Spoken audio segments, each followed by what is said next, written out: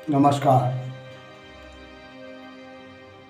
आज हम बात कर लेते हैं आज कुछ चुनिंदा खबरों पर। एक सामाजिक स्तर पे जो विश्लेषण है उस पे आज कुछ इच्छा जाहिर की। तो आज बात करते हैं आरक्षण को लेकर। आरक्षण जिसे प्रतिनिधित्व किया कहा जाता है, आखिर इसका लोग विरोध क्यों करते हैं? कुछ सवाल जिनका उत्तर नहीं है शायद उनके पास, फिर भी आज न्याय चक्र के कुछ सवाल आपके सामने हैं, तो क्या उत्तर मिलेगा, ये पूछता है न्याय चक्र। हालांकि ये स्क्रिप्ट मैंने नहीं तैयार की है, बल्कि बरेली उत्तर प्रदेश के अधिवक्ता राजेश चौधरी ने तैयार की है। तो प्रस्तुत है एक रिपोर्ट, सुनिए।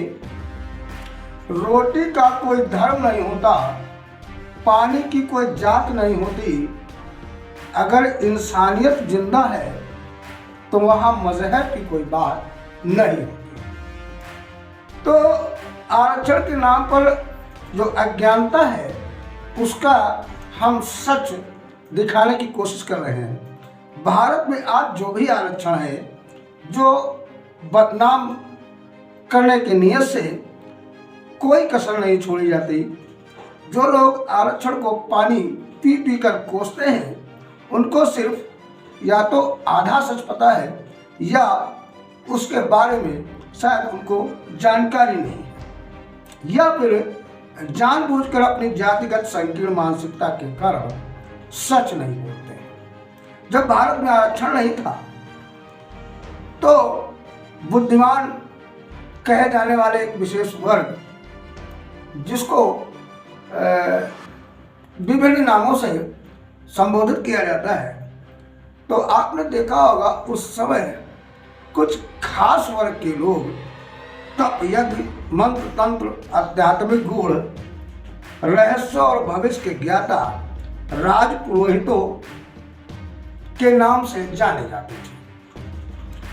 उसमें शक्तिशाली राजा क्षत्रिय हुआ करते थे और वैश्य व्यापार में इतना निपुण था, तो कैसे मुट्ठी भर पुर्तगालियों, तुर्कों, मुगलों, अंग्रेजों ने भारत को गुलाम बना दिया। उस वक्त आरक्षण तो नहीं था, मुट्ठी भर लोगों ने भारत को कैसे गुलाम बना दिया। जो आरक्षण को बदनाम करते हैं, उनको ये बताना है कि उन्होंने या उनके पूर्वजों ने या उनके वंशजों ने कौन से आविष्कार कर डाले। चिकन पॉक्स, हैजा, डायरिया से भारत में हर साल लाखों लोग मरते हैं, लेकिन खुद को बुद्धिमान कहने वाले लोग, आरक्षण विरोधी समाज ने इस बीमारी को भी काली माता कह दिया, यानी हैजा को माता जी बना दिया। तो अब ये बताइए, तो भला अंग्रेजों का, जिन्होंने अनेकों बीमारियों के कारण खोज की, यानी बीमारियों की खोज अंग्रेजों ने की, उसकी वैक्सीन बनाई, दवाई बनाई, तब कहीं जाकर असमय होने वाली मौतों पर रोक लग पाई।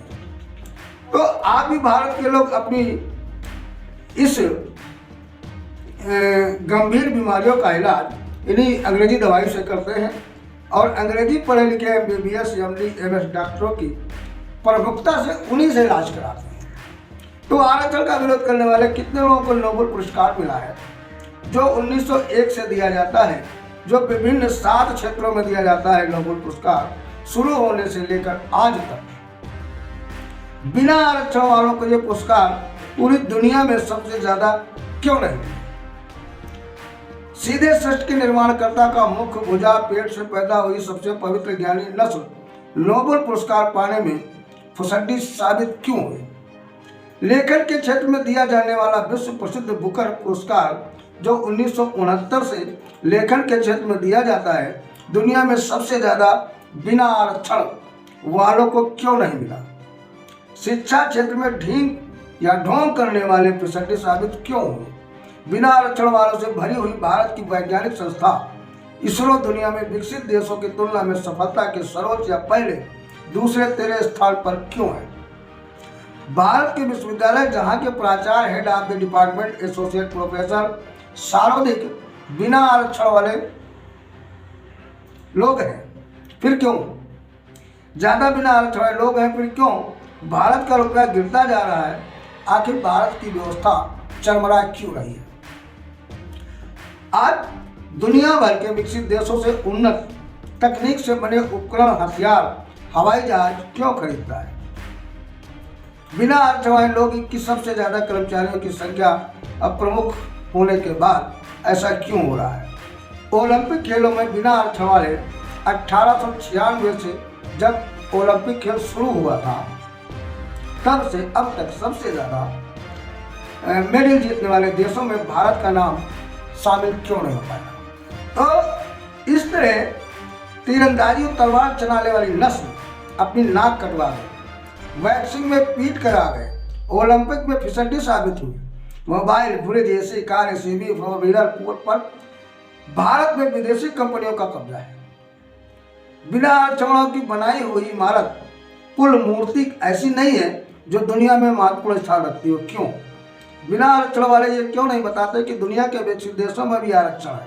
इतना ही नहीं, इस एशियन डाइवर्सिटी के नाम पर आरक्षण के बल पर पेप्सिको, गूगल आदि प्रमुख पदों पर बिना आरक्षण वाले उसका जिक्र क्यों नहीं करते? भारत के बैंकों में हर साल करोड़ों रुपए, एक दो नहीं करोड़ों रुपए लोन लेकर हड़पने वाले बिना आरक्षण वाले लोग क्यों हैं?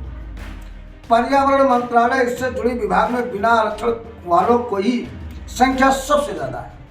फिर क्यों भारत में प्रदूषण के कारण हर साल लाखों लोगों की असमय मौत हो जाती है?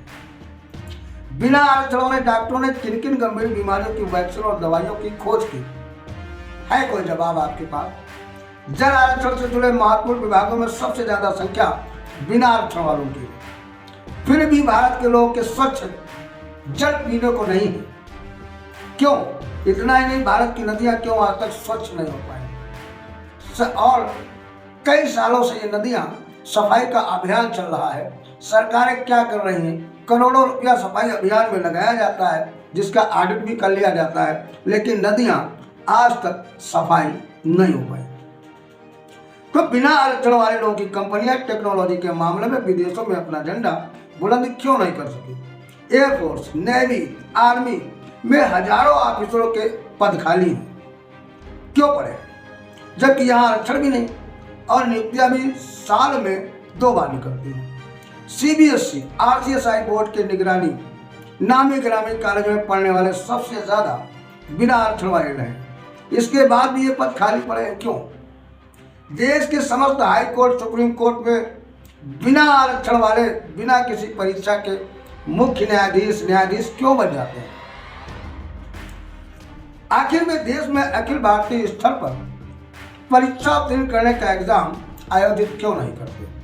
बिना आरक्षण वाले परीक्षा से क्यों डर रहे हैं, जिसमें सभी जाति और धर्म के लोग भाग ले सके? बिना किसी परीक्षा के बिना आरक्षण वालों को सीधे ज्वाइंट सेक्रेटरी बना दिया जाता है, क्यों? ऐसे अनेकों सवाल हैं, फिर भी आरक्षण को बदनाम किया जा रहा है। बिना आरक्षण वाले आखिर इन बातों को क्यों नहीं बोलते? वो पूरा सच क्यों नहीं कहना चाहते? वो आरक्षण को इस तरीके से ओछी मानसिकता के साथ बहसबाजी में क्यों लगे रहते हैं? पर ये क्यों नहीं बताते कि 2500 साल तक भारत में आरक्षण नहीं था, यानी 2500 साल तक भारत में आरक्षण नहीं था। ऐसे में अकेले और अनेकों तथ्य हैं, फिर भी आरक्षण के बारे में झूठी अफवाहें फैलाई जाती हैं कि वास्तविक तथ्यों को सामने लाना चाहिए। और जब यह आरक्षण नहीं था 2500 साल पहले, तो ये देश मुगलों के हाथ में गुलाम हुआ, अंग्रेजों के हाथ में गुलाम हुआ। ये जितने आविष्कार आज के ज़माने में डिजिटल इंडिया है, तो ये क्यों नहीं करता? तो ये पूछता है न्याय चक्र। तो आज बस यहीं तक इन्हीं सवालों को हम छोड़ जाते हैं कि आपके ये प्रत्युत्तर में हमें क्या संदेश मिलते हैं।